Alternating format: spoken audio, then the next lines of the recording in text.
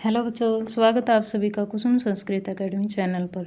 तो बच्चों, हमने जो अपना स्टेट का टीजीटी पीजीटी का संस्कृत का जो टॉपिक वाइज सिलेबस स्टार्ट किया है, उसमें जो हमारी ये है 7th क्लास है। ठीक है, इससे पहले हमारी 6 क्लासेज हो चुकी हैं, जिसमें कि हमने माहेश्वर सूत्र, वर्ण विचार, संज्ञा प्रकरण जो है हमारे कंप्लीट हो चुके हैं ये टॉपिक। और जो संधि प्रकरण वाला जो है हमारा एक क्लास उसमें हो चुकी है, और ये जो हमारी 2nd क्लास है। ठीक है, तो अच संधि की फर्स्ट क्लास में जो है हमने स्वर संधि के गुण, यण और अयादि, ये 3 भेद हमने उसमें कर लिए थे। ठीक है, तो आज हमारा जो है स्वर संधि वाला टॉपिक जो है वो कंप्लीट हो जाएगा इस क्लास में। ओके, फिर आगे से हम अपनी व्यंजन और विसर्ग संधि हमारी रह जाएंगे, वो आगे के क्लास में हम करेंगे। ठीक है, तो चलिए शुरू करते हैं। आज है हमारी वृद्धि संधि। ठीक है, वृद्धि संधि। वृद्धि संधि के लिए सूत्र है वृद्धि रेचि। ठीक है, यह विधि सूत्र है।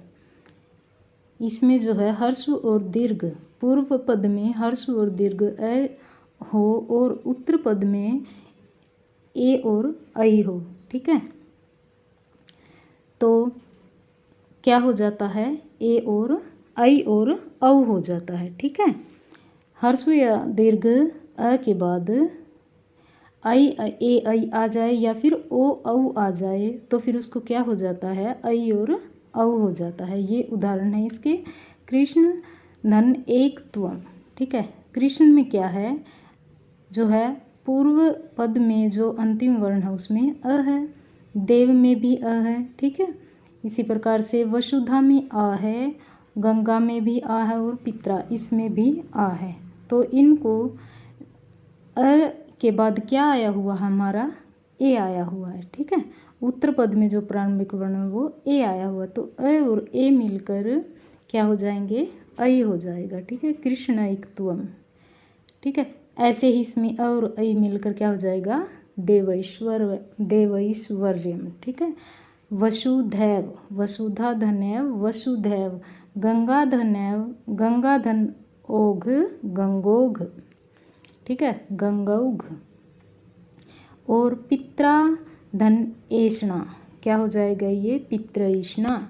ठीक है, और ये ध्यान रखना बच्चों, हर्षु या दीर्घ अ के बाद, ठीक है, अगर ए आ जाए तो क्या हो जाएगा, उसको हो जाएगा वृद्धि संधि। अगर पितरी आ जाए, ये ध्यान रखना है कि पित्रा है, और अगर पितरी आ जाए, ठीक है, पितरी में क्या है, अंतिम वर्ण री है। ठीक है, पितरी में अंतिम वर्ण क्या है हमारा, री है, और री धन ए, री धन ए, तो री को फिर क्या हो जाएगा, री को हो जाएगा अर।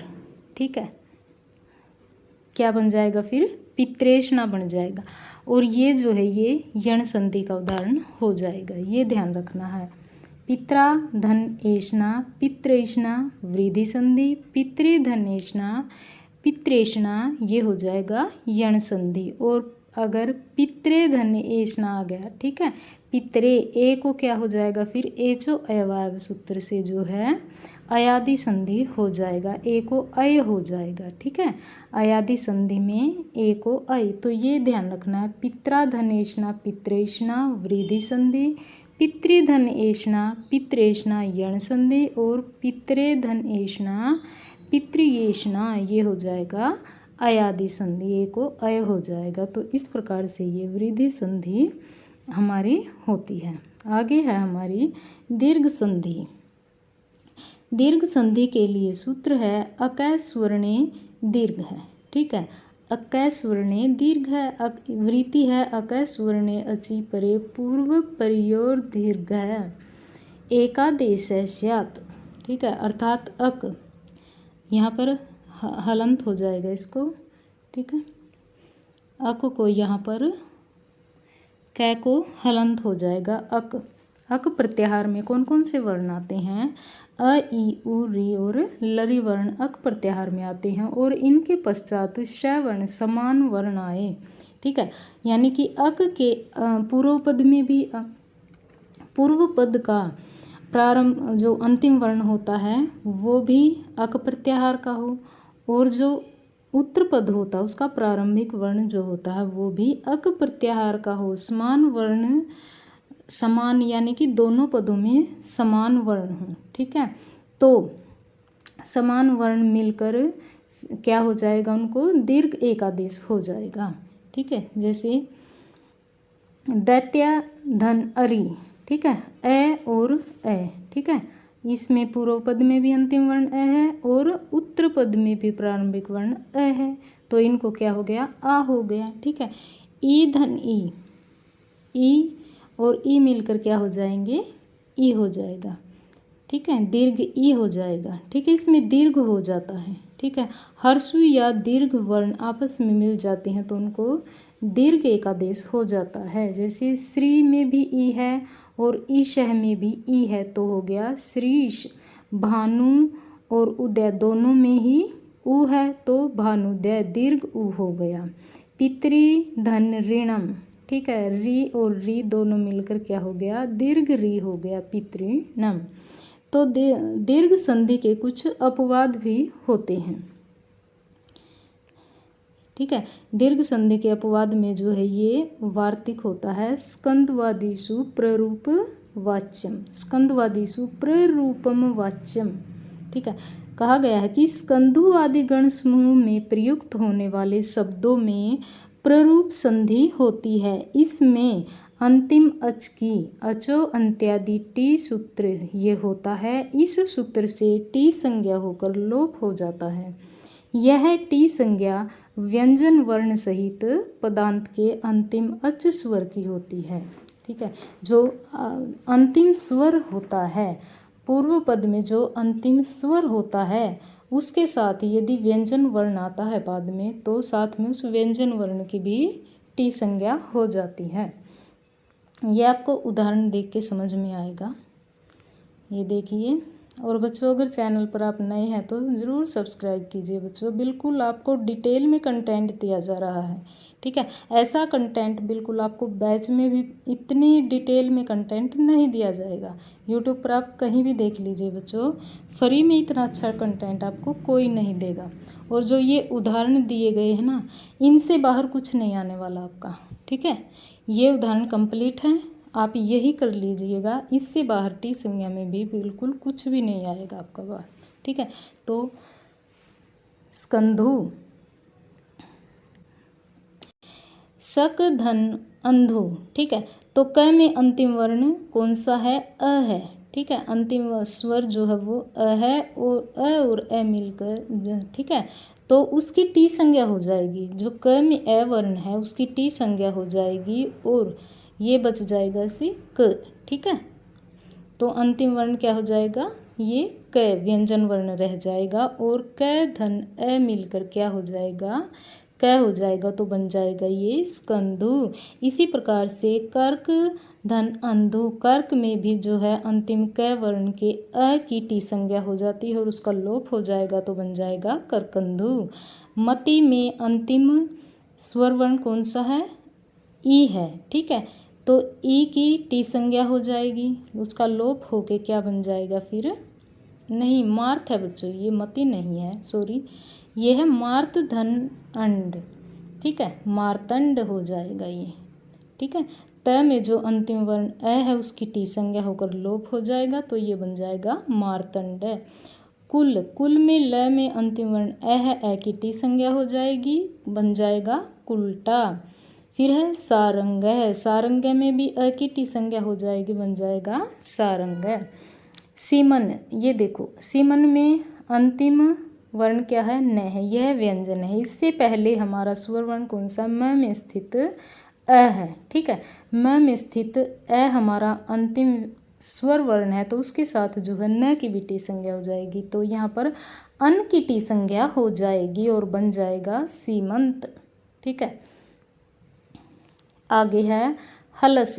हलस में अंतिम जो स्वर वर्ण है वो ल में स्थित अ है, तो अ के साथ जो है व्यंजन वर्ण स की भी टी संज्ञा हो जाएगी, तो अस की टी संज्ञा होगी इसमें। ठीक है, हलस में अस की टी संज्ञा हो जाएगी और बन जाएगा हलीसा। लांगल में जो है अ की टी संज्ञा होगी और बनेगा लांगलीशा। ठीक है। पतत में जो है अंतिम स्वर वर्ण त में स्थित अ है। ठीक है। ये मध्य में स्थित जो त है इसमें अ की टी संज्ञा हो जाएगी तो पूरा होगी अत की टी संज्ञा। ठीक है। पतत। तो ये जो हल अंतिम हलंतम त है जो व्यंजन वर्ण है अत, पूरे अत की टी संज्ञा हो जाएगी, बन जाएगा पतंजलि। मनस में जो है अस की टी संज्ञा हो जाएगी, बन जाएगा मनीषा। तो बच्चों ये उदाहरण आप अच्छे से कर लीजिए, इससे बाहर आपका कुछ नहीं आने वाला। चैनल पर नए हैं तो ज़रूर जो है बच्चों सब्सक्राइब कीजिए चैनल को और वीडियो को लाइक कीजिए ताकि अन्य बच्चों तक भी वीडियो पहुंच सके और बच्चे फ़ायदा उठा सकें। ठीक है। आगे है हमारा पूर्व रूप संधि। पूर्व रूप संधि के लिए सूत्र है एंग पदांतादति। ठीक है। एंग में कौन कौन से वर्ण आते हैं? एंग में आते हैं हमारे ए और ओ। ठीक है। पद के अंत में यदि एंग हो, ए ओ हो और उत्तर पद का प्रारंभिक वर्ण हर्स्व ए हो तो पूर्व रूप एक आदेश होगा। इसमें उत्तर पद के प्रारंभिक वर्ण हर्स्व ए के स्थान पर जो है ये अवग्रह का चिन्ह आ जाता है। ठीक है। जैसे पूर्व पद में तो अंतिम वर्ण क्या हो? ए और ओ हो। ठीक है। और फिर उत्तर पद में अ हो, हर्स्व अ हो, तो हर्स्व अ को क्या हो जाएगा? ये अवग्रह का चिन्ह हो जाएगा ए और ये अवग्रह का चिन्ह। ठीक है। जैसे ये रहा हरे अत्र। ठीक है। पूर्व पद में क्या है? ए है और रामों में ओ है।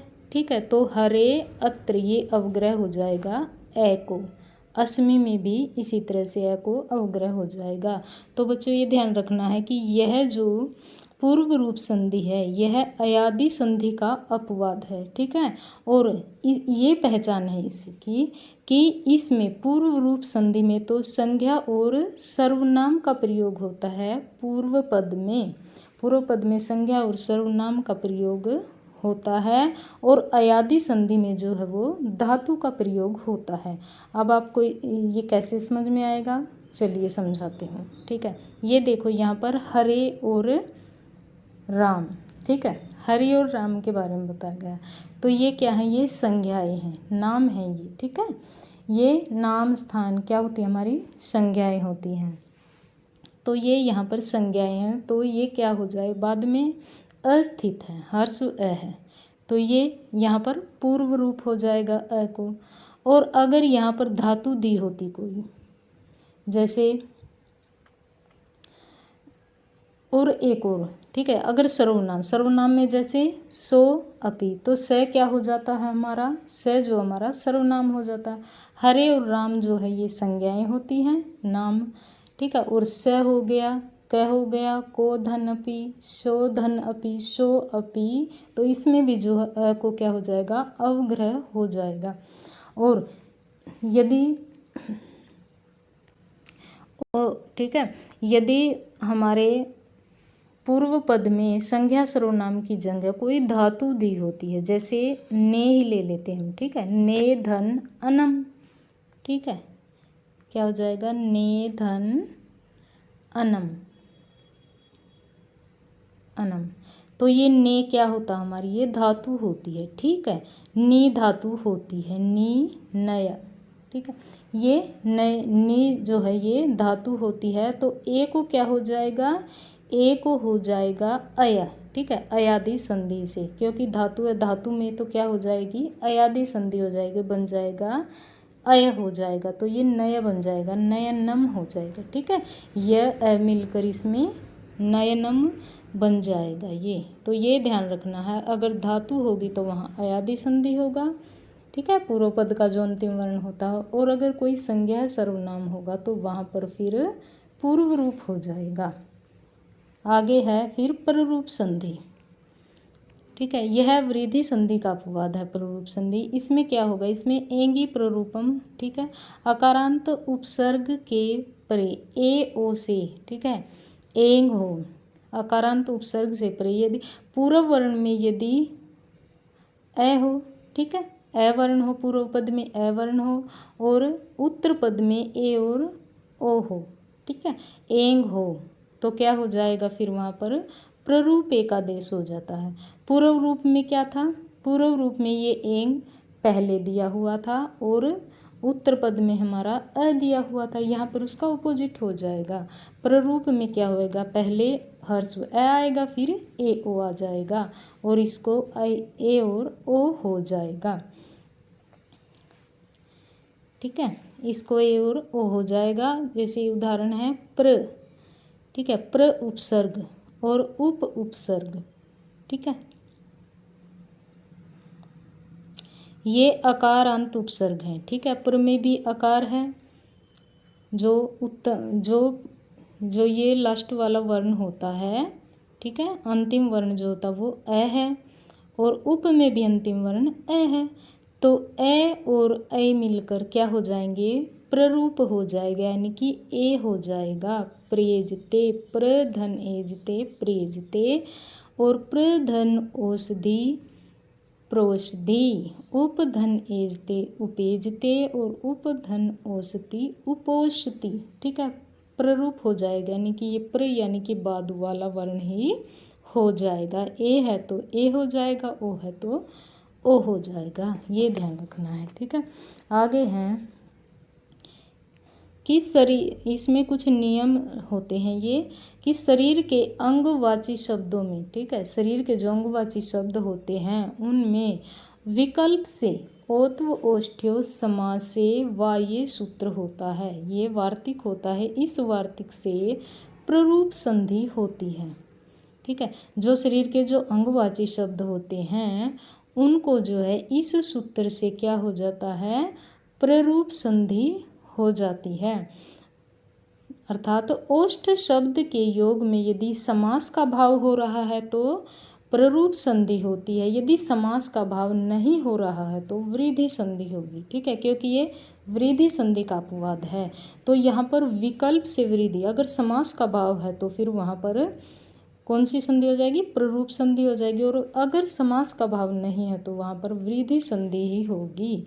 तो इस प्रकार ओष्ठ शब्द के योग में जो प्ररूप और वृद्धि दोनों संधियाँ होती हैं और ऐसी स्थिति में क्या होगा, प्ररूप संधि ही जो है मानी जाएगी। ये उदाहरण है इसके, जैसे बिंब धन ओष्ठम। ठीक है, ये ओष्ठ शब्द है। ठीक है, ये जो है ये बिंब, अधर, कंठ, दंत, स्तूल, ये क्या है हमारे, ये शरीर के अंग हैं। ठीक है, और इनके योग में ओष्ठ शब्द के साथ प्ररूप संधि हो जाएगी यदि समास का भाव है तो। ठीक है, बिंबोष्ठम, अधरोष्ठम, समास का भाव नहीं है तो फिर इनको बिंबोष्ठम ऐसे हो जाएगा, बिंबौष्ठम। ठीक है, बिंबौष्ठम, फिर ये क्या हो जाएगा, फिर ये वृद्धि संधि हो जाएगा। आगे है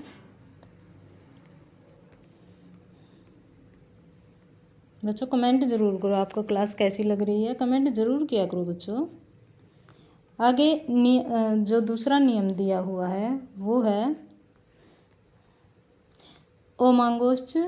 ठीक है, ओमांगोश्च सूत्र है। इस सूत्र के अनुसार क्या कहा गया है कि यदि उत्तर पद में ओम और आंग शब्द हों, ठीक है, उत्तर पद में ओम और आंग शब्द हों तो पूर्व पद के अंत में स्थित ह्रस्व और दीर्घ अ हो तो प्ररूप एकादेश होता है। पदांत की अचो अंत, और जो पदांत होता है, पद का अंतिम वर्ण जो होता है उसकी अचो अंत्यादि टी सूत्र से टी संज्ञा होकर लोप हो जाता है। तो टी संज्ञा करने वाला हमारा सूत्र कौन सा है, अचो अंत्यादि टी सूत्र है। ठीक है, इसके उदाहरण है शिवायोम नमः। ठीक है, तो पूर्व पद में अंतिम वर्ण है शिवाय, य में स्थित अ है और बाद में कौन सा आया हमारा, ओमांगोष सूत्र से क्या आया, ओम आया है तो शिवायोम हो जाएगा इसको। ठीक है, कदा धन आम आंग, कदाम और कदांग। ठीक है, क्योंकि कदाम में क्या है, आ है अंतिम वर्ण, कदाम कदांग ये हो जाएगा। तदा धन ओम तदोम, सदा धनोम सदोम। ठीक है, ये वृद्धि रेचि सूत्र के अपवाद में एंगी प्ररूपम होता है, क्योंकि ये जो एंगी प्ररूपम, प्ररूप संधि वो वृद्धि संधि का अपवाद है, और प्ररूप का जो सूत्र होता है ये एंगी प्ररूपम होता है। तो इस पर, और वृद्धि का वृद्धि रेचि होता है, तो एंगी प्ररूपम जो है वो वृद्धि रेचि का अपवाद होता है। ठीक है, आगे है प्रकृति भाव संधि। जहाँ संधि कार्य होने पर भी लोप, आगम, आदेश, वर्ण विकार का निषेध हो, अर्थात संधि का अभाव हो, वही प्रकृति भाव है। कहा गया है कि जहाँ पर जो है संधि कार्य होने पर भी संधि नहीं होती है, ठीक है, संधि कार्य हो परंतु फिर भी संधि न हो, तो वहाँ पर क्या बोलते हैं, उसे प्रकृति भाव संधि बोलते हैं। प्रकृति भाव संधि के यह कितने प्रकार की होती है, तो यह 3 प्रकार की होती है बच्चों। प्लुत प्रकृति भाव, प्रगृह्य प्रकृति भाव और सामान्य प्रकृति भाव। ठीक है, प्लुत प्रकृति भाव का जो ये है, प्लुत प्रगृह्य अचि नित्यम, अर्थात इस सूत्र से प्लुत और प्रगृह्य के पश्चात नित्य प्रकृति भाव होता है। यदि प्लुत हो और प्रगृह्य हो तो उसके पश्चात जो है नित्य प्रकृति भाव होता है। दुराते दूते च, अर्थात जब हम किसी को दूर से पुकारते हैं तो उसकी प्लुत संज्ञा होती है। जैसे कृष्ण, ऐसे लंबा खींचेंगे ना, इसको प्लुत हो जाएगा, ये प्लुत मात्रा। ठीक है, अत्र आगच्छ कृष्ण, ऐसे कोई दूर होता है उसको ऐसे जोर से आवाज़ लगाते हैं हम, कृष्ण ऐसे, ठीक है, जोर से बोलते हैं ताकि उस तक हमारी आवाज़ पहुंच सके। ठीक है, तो कृष्ण ये प्लुत है, इसमें है अत्र आगच्छ। ठीक है, तो यहाँ पर क्या हो जाएगा, यहाँ पर प्लुत प्रकृति भाव हो जाएगा, इसकी प्लुत संज्ञा हो जाएगी यहाँ पर। सेकंड है प्रगृह्य प्रकृति भाव। इसके लिए ये सूत्र है, इदु दे द्विवचनम परगृह्यम, इकारांत उकारांत और एकारांत इत उत एत। ठीक है, इत अर्थात इकारांत, उत अर्थात उकारांत और एत अर्थात एकारांत जो हैं वो क्या होते हैं, द्विवचन प्रगृह्यम भवति, उनकी द्विवचन प्रगृह्य होता। द्विवचन के हों तो ये इकार, यानी कि इकारांत उकारांत और एकारांत द्विवचन के हो तो फिर इनकी क्या हो जाती है, प्रगृह्य संज्ञा हो जाती है। जैसे हरि, हरि क्या है, हरि हमारा द्विवचन का रूप है। ठीक है, और गुरु भी द्विवचन का रूप है क्योंकि ये दीर्घ है उ। ठीक है, ई दीर्घ, जो ये दीर्घ होते हैं ये हरि, गुरु, लते लता लते लताः, गुरु गुरु गुरवः। ठीक है, तो इस प्रकार जो है ये द्विवचन के रूप हैं और इनमें जो है प्रगृह्य संज्ञा होती है, और जिसकी प्रगृह्य संज्ञा होती है तो वहाँ पर प्रकृति भाव संधि होती है। जिसकी प्रगृह्य संज्ञा होगी उसकी प्रकृति भाव संधि होगी।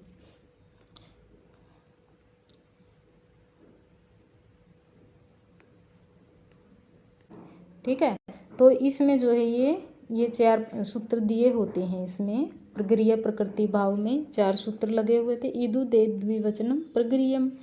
अगला हमारा अदसोमात, अगला सूत्र है हमारा अदसोमात।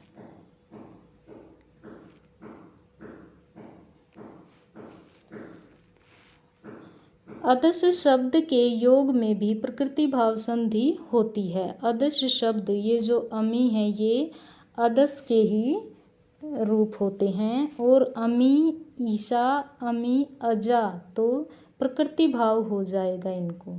ठीक है, आगे है ओत, ओ दंतो निपात प्रगृह्य स्यात्, अर्थात ओकारांत, ओत अंतो, यानी कि जहाँ पर ओ जो है ओ वर्ण बाद में आ जाता है तो, और निपात की, ठीक है, और निपात होता है तो उसकी क्या हो जाती है, उसकी प्रगृह्य संज्ञा हो जाती है। यानी कि जो प्रारंभिक वर्ण होता है अगर उसके बाद में जो है ओ आ जाए या फिर निपात आ जाए तो क्या होएगा, वहाँ पर प्रकृति भाव संधि हो जाएगी। उसकी क्या होती है, ओकारांत और निपात की प्रक्रिया संज्ञा होती है, और प्रक्रिया संज्ञा होती है तो वहाँ पर प्रकृति भाव संधि होती है। जैसे अहो, अहो क्या है, ये निपात है, और इसमें क्या है, इसमें जो है अंतिम वर्ण क्या है, ओ है।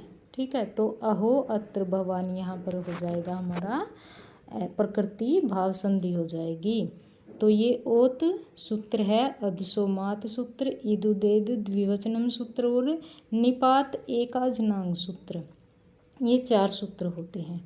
ठीक है, एको अज निपात आंग वर्ज्य प्रगृह्य स्यात्, अर्थात एक स्वर वर्ण वाले सभी निपात आंग को छोड़कर, ठीक है, आंग को छोड़कर जो एक स्वर वर्ण वाले निपात होते हैं उनकी प्रगृह्य संज्ञा होती है और उनमें प्रकृति भाव संधि होती है।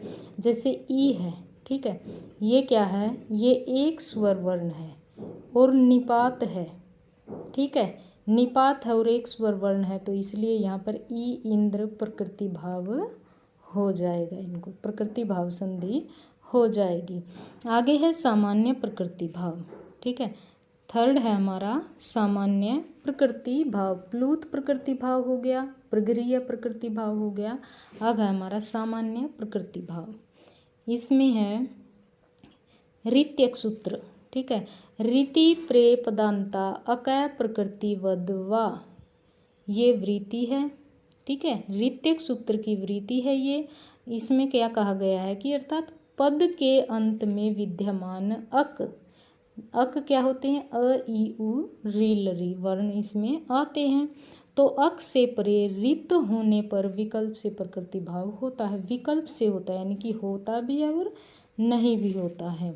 जैसे वसंत धन ऋतु, वसंत ऋतु। ठीक है, अक प्रत्याहार का वर्ण है, अ अंतिम वर्ण अ है, और उत्तर पद में ऋत शब्द है। ठीक है, तो क्या हो जाएगा, इसको सामान्य प्रकृति भाव हो जाएगा, वसंत ऋतु। ठीक है, विकल्प से तो ये सामान्य प्रकृति भाव हो गया, और वसंत ऋतु इसमें गुण संधि भी होती है। ठीक है, इसी प्रकार से सप्तऋष्य है, सप्तऋष्य में सप्तर्षय है।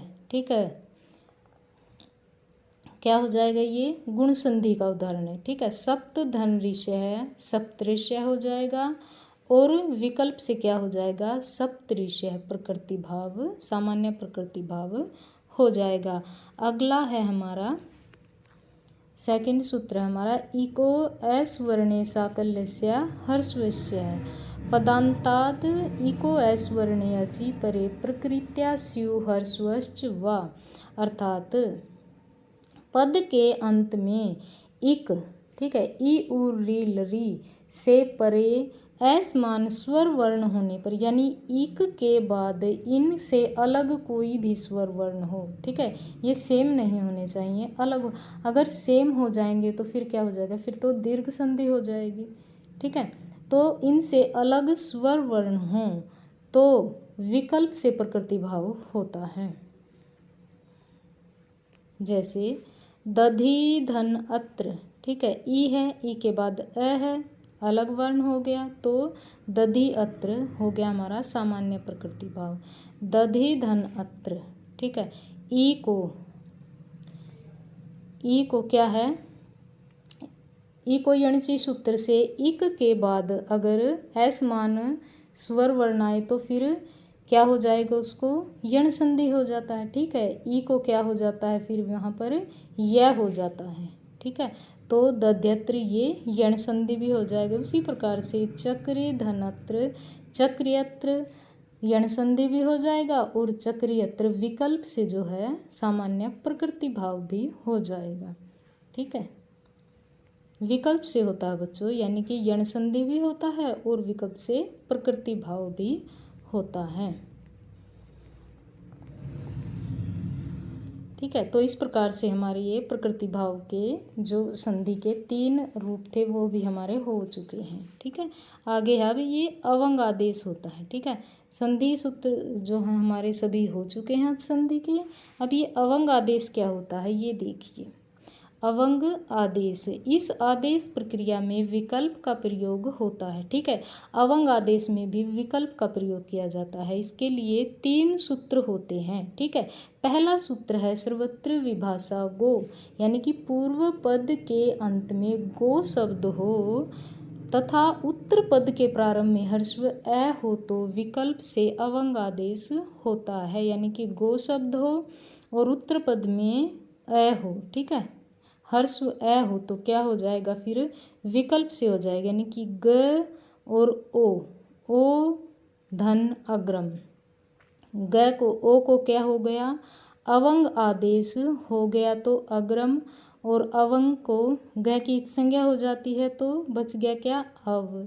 ठीक है, बन गया गव, गव धन अग्रम क्या हो गया हमारा, गवाग्रम। ए और ए मिलकर क्या हो जाएंगे, दीर्घ हो जाएंगे। ठीक है, तो अवंग आदेश होकर कौन सी संधि हो जाती है, दीर्घ संधि हो जाती है। उसी प्रकार दीर्घ संधि हो जाती है। और ये तो क्या हो गया हमारा, विकल्प से हो गया। ठीक है, और गो अग्रम ये पूर्व रूप संधि हो जाती है। ठीक है, आता है ए और ओ। ठीक है, ध्यान है ना, पूर्व रूप संधि में क्या था, प्रारंभिक जो पूर्व पद होता है उसमें क्या होता है हमारा, ए और ओ होता है। ठीक है, ए और ओ था, और उत्तर पद में क्या था हमारा, हर्स्व ए था।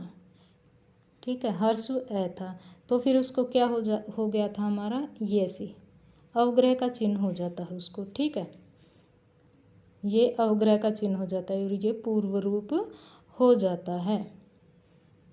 ठीक है, और अवंग आदेश करेंगे तो ये गवाग्रम हो जाएगा विकल्प से, ये ध्यान रखना है। ठीक है, और गो अग्रम ऐसे ये प्रकृति भाव भी हो जाएगा। ठीक है, प्रकृति भाव संधि गो अग्रम हो जाएगा। ठीक है, तो इसके 3 रूप बनते हैं। अवंग आदेश से विकल्प से कौन सा बनता है, दीर्घ भी बनता है, दीर्घ संधि भी हो जाएगा, पूर्व रूप भी हो जाएगा और प्रकृति भाव भी हो जाएगा। ठीक है, तो ये ध्यान रखना है।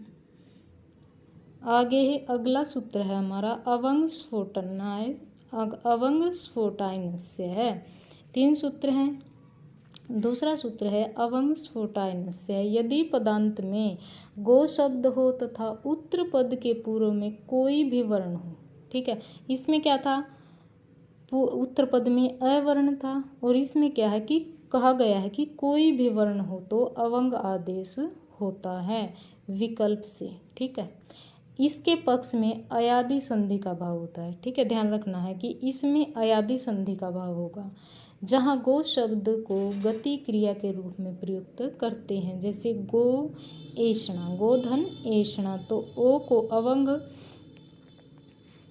ओ को जो है अव हो जाएगा, अयादि के एचो अयवायव से ओ को क्या हो जाएगा, ओ को अव हो जाएगा, तो बन जाएगा गवेषणा, ये अयादि संधि से हो जाएगा। ठीक है, और अवंग आदेश होकर जो है ग की संज्ञा हो जाएगी और गव बन जाएगा हमारा गवैषणा, गवई। ठीक है, ए और ए मिलकर क्या हो जाएगा, फिर जो है हमारा आई हो जाएगा। ठीक है, गवैषणा ये वृद्धि संधि हो जाएगी। ठीक है, अवंग आदेश होकर वृद्धि संधि हो जाएगी, और इसमें जो अयादि संधि से गवेषणा रूप बनेगा, और गवैषणा अवंग आदेश होकर विकल्प से वृद्धि संधि हो जाएगी। गो धन इच्छा, इसी प्रकार से जो है अयादि संधि से गविच्छा रूप बन जाएगा। ठीक है, ओ को अव हो जाएगा और बन जाएगा गविच्छा, और गवेच्छा ये गुण संधि हो जाएगा। ठीक है, ठीक है, गोधन इच्छा हो जाएगा फिर हमारा गवेच्छा, ये गुण संधि का हो जाएगा, और गविच्छा जो है ये अयादि संधि का हो जाएगा। आगे है इंद्रेचय। ठीक है, ये जो तीसरा सूत्र है ये है इंद्रेचय, अवंग आदेश का तीसरा सूत्र है इंद्रेचय। गो शब्द के बाद में इंद्र शब्द हो तो नित्य रूप से अवंग आदेश होगा, जैसे गोधन इंद्र ओ। ठीक है, ओ को क्या हो जाएगा, अवंग आदेश होकर क्या बन जाएगा फिर गव गव। ए और ई मिलकर क्या हो जाएगा ई हो ए और ई मिलकर क्या हो जाएगा ए हो जाएगा। ठीक है, ए धन ई, ए और ई मिलकर क्या हो जाएगा ए हो जाएगा, बन जाएगा गवेंद्र और गुण संधि हो जाएगा। इसके अतिरिक्त यदि गो शब्द के बाद में अक्स, ये ध्यान रखना है, अक्स अनुत्तम अदनी ये शब्द हो तो नित्य रूप से अवंगादेश होता है। गो अक्स गवाक्ष है, गो अनुत्तम गवानुत्तम और गो अदनी गवादनी। ठीक है, गोअदनी गवादनी, तो इनको अवंग आदेश होकर जो है ये दीर्घ हो जाता है। ठीक है, अवंग आदेश होकर क्या हो जाएगा गो। अब अवंग आदेश में क्या हो जाएगा कि इत संज्ञा हो जाएगी, बच जाएगा अब, तो व में स्थित ए और अंतिम ए जो ये मिलकर क्या हो जाएंगे आ हो जाएंगे। तो इस प्रकार ये दीर्घ रूप बन जाएगा। इस प्रकार बच्चों हमारा ये अच संधि वाला टॉपिक क्लियर होता है। ठीक है, कंप्लीट होता है। आगे हम अपनी व्यंजन संधि करेंगे। तो बच्चों आप कमेंट ज़रूर कीजिए कि आपको क्लास कैसी लग रही है। बच्चों बिल्कुल फ्री में आपको इतना अच्छा कंटेंट दिया जा रहा है। बच्चों लाइक ज़रूर किया करो वीडियो को। ठीक है, धन्यवाद।